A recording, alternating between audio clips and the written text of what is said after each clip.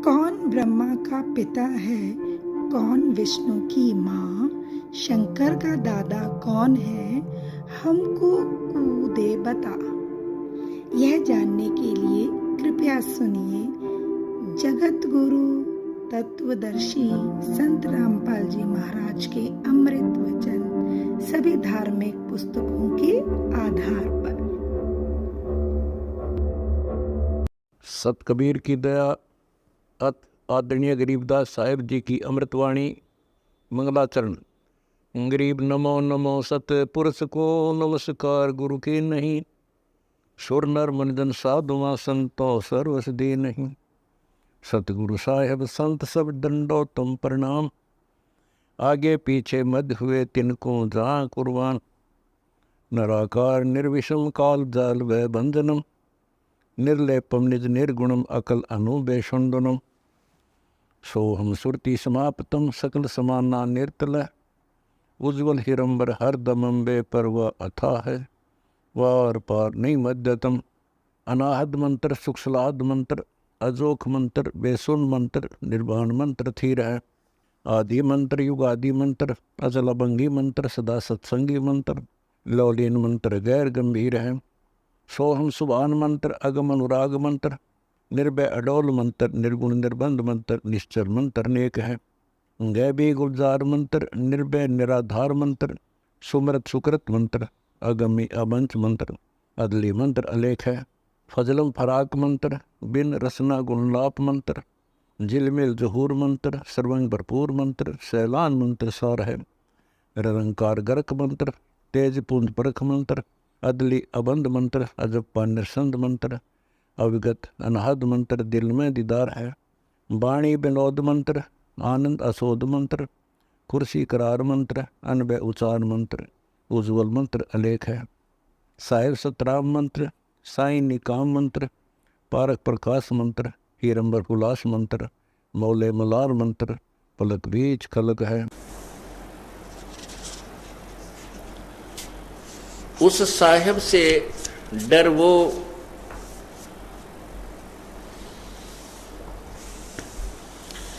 जिन तेरा पिंड प्राण बनाया, उस साहिब से डर वो,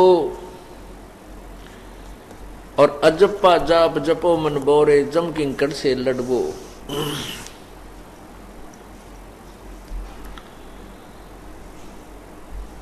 सुख दे को 84 भुगती बना पजावे खरवो, और तेरी क्या बुनियाद प्राणी तू पंडा पंथ पकड़वो।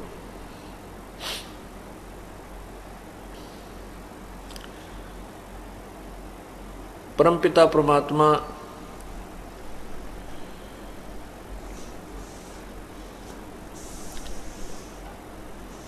आत्म कल्याण का मार्ग बता रहे हैं, हमें समझाने की चेष्टा कर रहे हैं कि जिस परमेश्वर ने, जिस पूर्ण परमात्मा ने आपको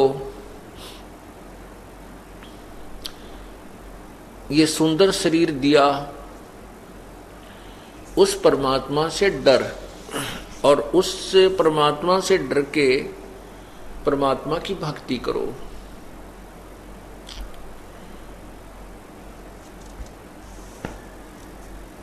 और परमात्मा की भक्ति ना करने से कितने कष्ट आते हैं कि सुखदेव ने 84 भुगती, 84 लाख योनियों का कष्ट सुखदेव जैसे ऋषि ने भी उठाया। सुखदेव ने 84 भुगती बना पजावे खरवो, खर माने गधा, और तेरी क्या बुनियाद प्राणी तू पेंडा पंथ पकड़वो। नर से नार किए नारद मुनि अवगत बाजी गर्वो, शिव की संख कल्पना मेटी भस्मा गिर लिया छरवो। अंत चीर चिंतामणि किन द्रौपदी पीतांबर वो, और दुशासन का मान मुआ है उद्बुद्ध देख लहर वो। अब पुण्यात्माओं को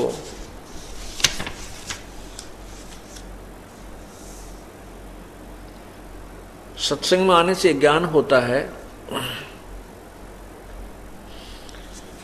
कि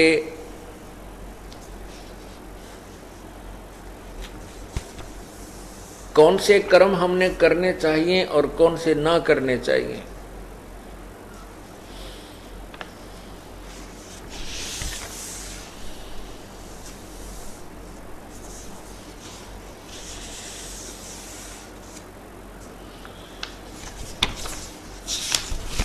जब तक हम सत्संग में नहीं आते तो अपने जो भी क्रियाएं हम कर रहे होते हैं उसी को सही मानते हैं।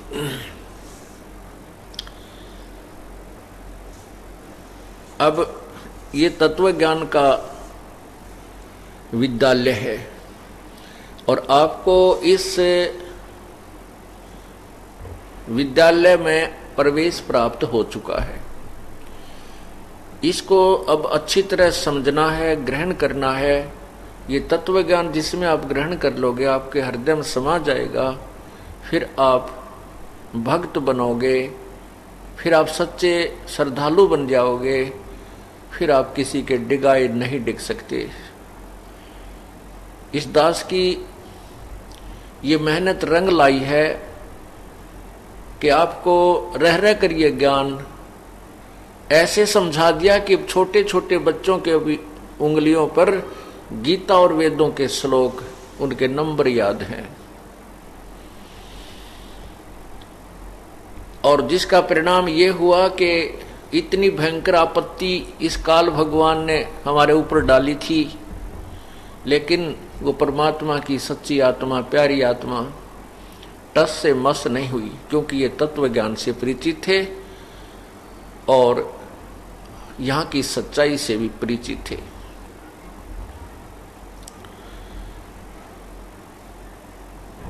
अब जैसे हम भक्ति भी करते हैं और उस भक्ति से कोई लाभ होना नहीं, उसके करण का कोई फायदा नहीं, नो यूज एट ऑल, उसका कोई फायदा नहीं, किसी कीमत पर भी उसका कोई लाभ नहीं। चाहे कितनी ही श्रद्धा, कितनी ही कुर्बानी कर ले। क्या बताते हैं, रावण शिव की भक्ति करी थी और 10 मस्तक धर ध्याये, राज पाकर गए रसातल, जिन कैलाश हलाए। कि साधना भी की और वो भी यूजलेस, उसके करने का कोई फायदा नहीं। गीता जी अध्याय नंबर 16 श्लोक 23 में कहा है कि शास्त्र विधि को त्याग कर जो मनमानी पूजाएं करते हैं, मनमाना आचरण करते हैं, उनको कोई लाभ नहीं होता, ना उनकी गति होती है और न ही उनको कोई सुख होता है, ना कार्य सिद्ध होता है, ना उनको सिद्धि प्राप्त होती है।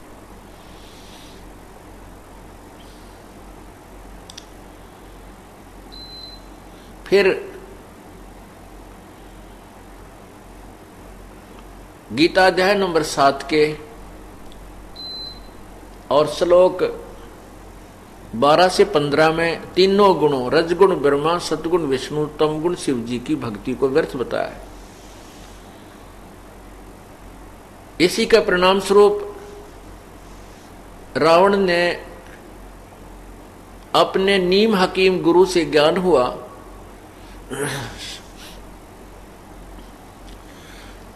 कि शिव ही पूजा के योग्य है और शिव ही सर्वशक्तिमान है, शिव की पूजा से ही मोक्ष होता है। उस श्रद्धालु ने, रावण ने परमात्मा प्राप्ति के लिए जैसा भी उसको ज्ञान हुआ था, उस उद्देश्य से भगवान शिव जी तमोगुण की उपासना की, ऐसी उपासना की कि 10 बार अपने गर्दन काट के यहां से ऐसे अपनी तलवार से ही ऐसे काट के इतने हिस्से को और शिव जी के चरणों में चढ़ा दिया। और भगवान शिव ने वो 10 वापस भी दे दिए उसके, और फिर भी मोक्ष नहीं हुआ। यदि उन श्रद्धालुओं को ये तत्व ज्ञान प्राप्त हो जाता तो ये डले नहीं ढोते, लंका को सोने की बनाने में नहीं लगा रहता रावण, और ना ही ये कुक्रम करता कि सीता जी को का अपहरण भी नहीं करता। इसी के उपलक्ष्य में क्या बताते हैं, संतो चक्र दहे दुर्वासा, जैसे बिजली कांसा। एक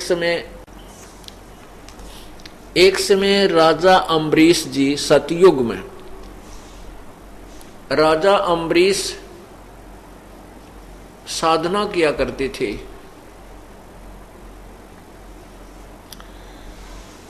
और वो भगवान विष्णु के उपासक थे। जैसा भी उनके गुरुदेव ने बताया था, उस आधार से वो उस भगवान विष्णु की साधना कर रहे थे। एक दिन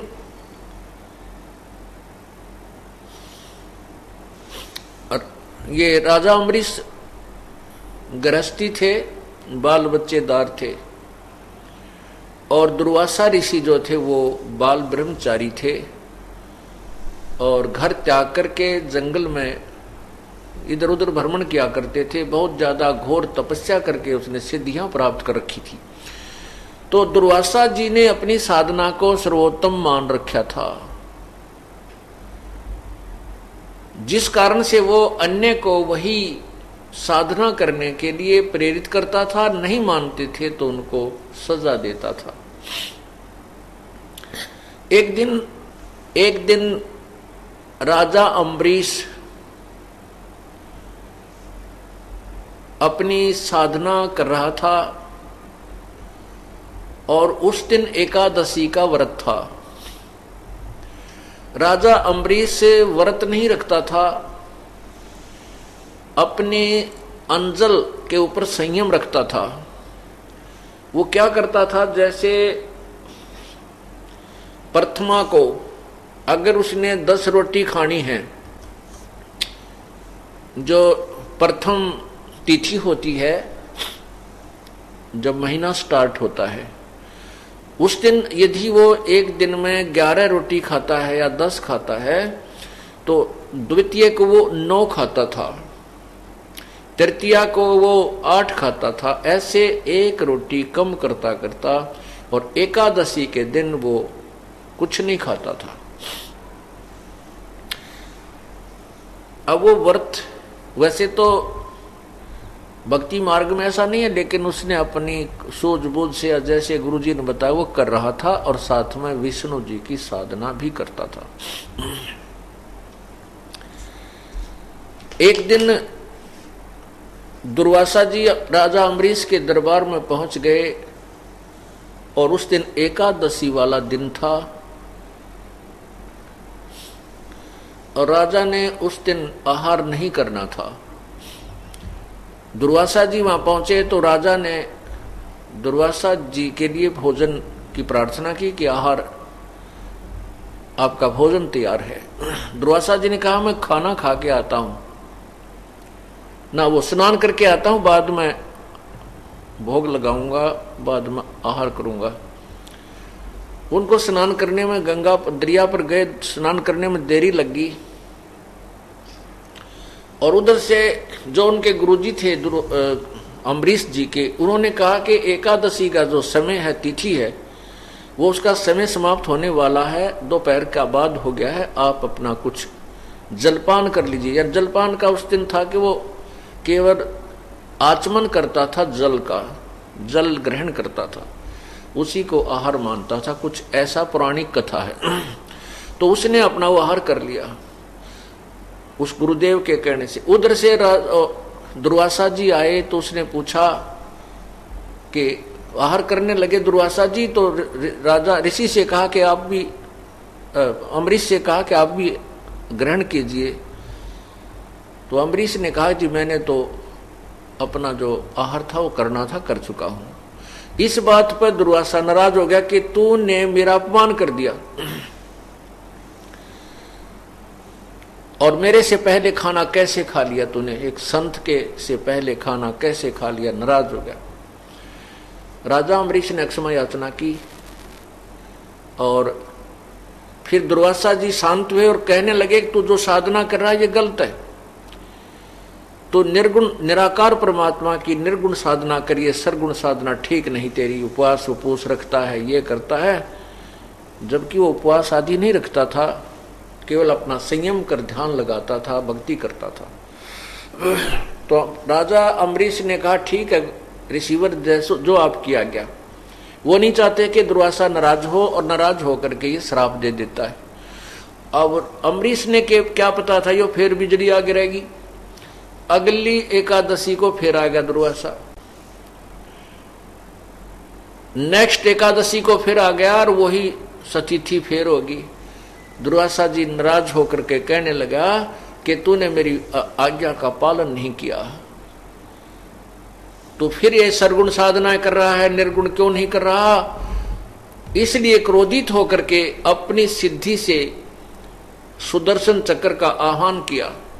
सुदर्शन चक्र आया और दुर्वासा के हाथ में पहुंच गया, और दुर्वासा ने आदेश दे दिया कि सुदर्शन चक्र को कि अम्बरीश राजा की गर्दन काट दे। अब सुदर्शन जो चक्र था वो बहुत जबरदस्त अग्नि सी उसमें से निकल रही थी, और राजा अम्बरीश के चरणों को छूकर उल्टा दुर्वासा को मारने के लिए वो चक्कर भयंकर रूप धारण करके चल पड़ा। और देख दुर्वासा ने भी लिया कि या तो तेरी शात आ गई। अब दुर्वासा भाग लिया, आकाश में उड़ गया सिद्धि से। पहले गया भगवान शिव के पास, शिव जी ने कहा भाई मेरे बस की बात नहीं, आप यहां से जाइए, आपने तो बहुत कोई जबरदस्त भूल की है। फिर गया ब्रह्मा जी के पास, ब्रह्मा जी ने भी मना कर दिया। फिर गया इंद्र जी के पास, इंद्र जी ने भी मना कर दिया। फिर वो विष्णु लोक की सुरती लगाकर चला। वो पूर्ण परमात्मा, पूर्ण ब्रह्म दुर्वासा को, उस परमात्मा की लीला को आप बहुत देर में समझ पाओगे, क्योंकि अभी तक हम जो भी सुन रहे हैं, देख रहे थे कि ये कृष्ण जी ने किया, ये विष्णु जी ने किया, ये उसने किया, नहीं, ये करने वाला तो एक ही परमात्मा है। और वो सभी साधकों की वो रक्षा करता है, उनकी पत रखता है। उस पूर्ण परमात्मा ने विष्णु रूप धारण किया और विष्णु लोक अलग से बनाया। ये तत्व ज्ञान मैं आपको सुना रहा हूं, क्योंकि हमने जो कथाएं सुन रखी थी वो लोक वेद था। तो वहां पर दुर्वासा जब जा रहा था, उसने विष्णु लोक में जाना ही था, विष्णु जी से याचना करने जाना था। तो विष्णु जी के दरबार में वो पहुंच गए, अर्थात वहां बैठे पूर्ण परमात्मा थे, विष्णु रूप दिखाई दे रहा था। परमेश्वर कहते हैं सो छल छिद्र मैं करूं अपने जन के काज, और हिरण्यकशिपु जो मार दूं मैं भी नरसिंह धर लूं साज। तो वहां पर 33 करोड़ देवता बैठे थे, 88,000 ऋषि विद्यमान थे, दरबार लगा हुआ था। दुर्वासा जी इतने भयभीत थे कि जरा सी भी देरी होगी तो ये सुदर्शन चक्र तुझे मार डालेगा। पीछे देख रहा है और भाग रहा है, पीछे देख रहा का बहुत स्पीड खींच रहा है। जब दरबार में बढ़ा तो एकदम सभी की दृष्टि पड़ी कि दुर्वासा जी की ये हालत कैसे होगी। ये तो बहुत जबरदस्त तोब है, इसके सामने तो सभी कांपते थे, आज ये कैसे डरकर भागा हुआ है। तो सामने देखा तो चक्र सुदर्शन भी उसके पीछे पीछे आ रहा है। पूर्ण परमात्मा विष्णु रूप में विद्यमान थे, और उस पूर्ण परमात्मा के सामने सुदर्शन चक्र 10 कदम दूर यानी 50 फुट की दूरी पर ऐसे खड़ा हो गया, और लपटें ऐसे निकल रही थी। और दुर्वासा जी एक बार सुदर्शन चक्र को देख रहा था, दूसरी ओर विष्णु रूप में विराजमान परमात्मा को बंदगी कर रहा था, प्रार्थना कर रहा था कि मुझे बख्श दो।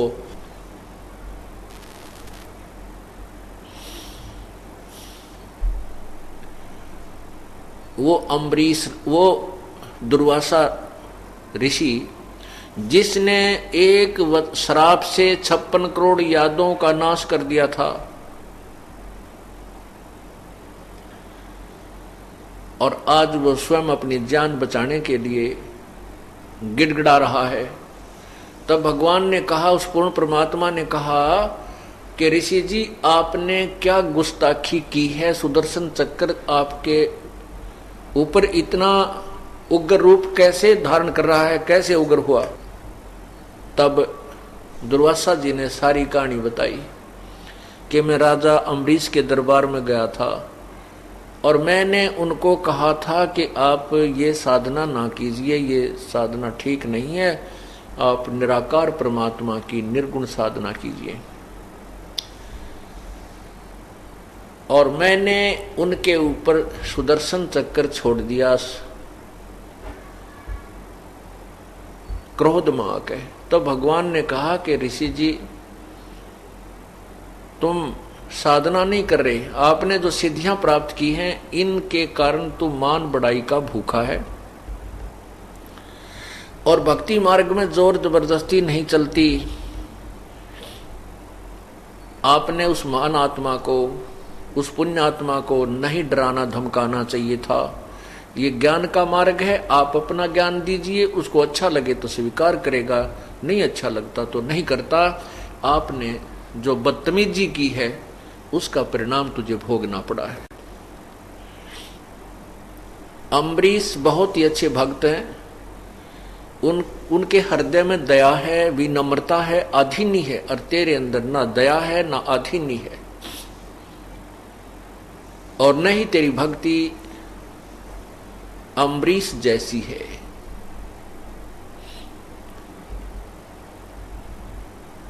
तो फिर क्या कहा कि आप वापस जाइए, राजा अम्बरीश के चरणों में शीश रगड़िए और वो कृपा करेंगे तो तेरी जान बचेगी, अन्यथा नहीं। अब मरता क्या नहीं करता है। वो दुर्वासा जी भगवान का आदेश पा करके वापिस आया, अम्बरीश के चरणों में शीश रख दिया और कहा मेरी जान बख्श दो, मुझसे गलती होगी, मुझे क्षमा कर दो। फिर भी वो महान आत्मा राजा अम्बरीश कहने लगा, हे रिसीवर मैंने कुछ नहीं किया, मैं तो आपका दास हूं, आपका किया हुआ ही आपको मिला है। और कहने लगे कि ये भक्ति का मार्ग है, इसमें अंडीपना नहीं चले, इसमें आधीनी चलेगी। आप अभिमान में बहुत चूर हो गए थे, परमात्मा ने तेरे इस अभिमान का नाश करने के लिए ये सब लीला की है।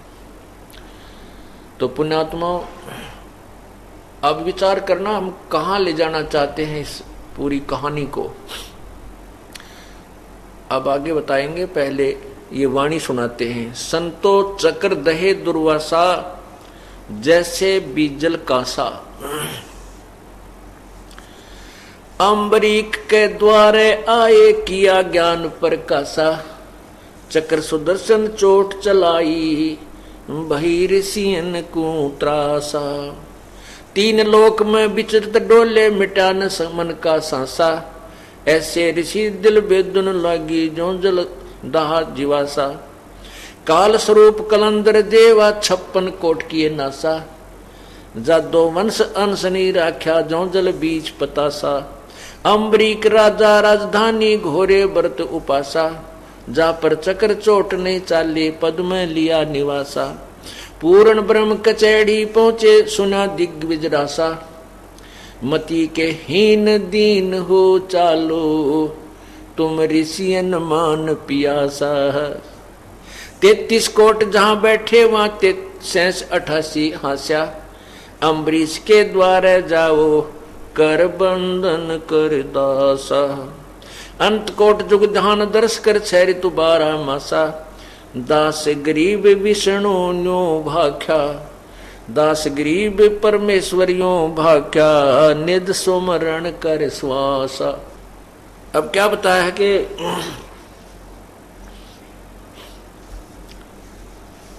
पूर्ण ब्रह्म कचैड़ी पहुंचे, फिर सुना दिग्विज रासा, और परमात्मा ने बोले उस दुर्वासा जी को, मति के हीन दीन हो चालो तुम ऋषियन मान पियासा। कि ऋषि जी तेरे अंदर भक्ति नहीं है, तू तो मान बड़ाई का प्यासा है, तूने मान बड़ाई की भूख है, तू भक्ति के निकट भी नहीं है। और हे मति के हीन मंदबुद्धि के व्यक्ति, दीन हो चालो, भक्ति में आधीनी सर्वप्रथम है। आधीनी के पास है ये पूर्ण ब्रह्म दयाल, मान बड़ाई मारियो बेअदबी सिर काले। फिर क्या बताते हैं कि 33 कोट जहां ऋषि बैठे, 33 कोट जहां देवा बैठे, 88 हास्या। 33 करोड़ देवता बैठे नजर आ रहे थे और 88,000 वो ऋषि। जब दुर्वासा की ये दुर्गति देखी तो कहते हैं 88,000 ऋषि भी खूब जोर से हंसे।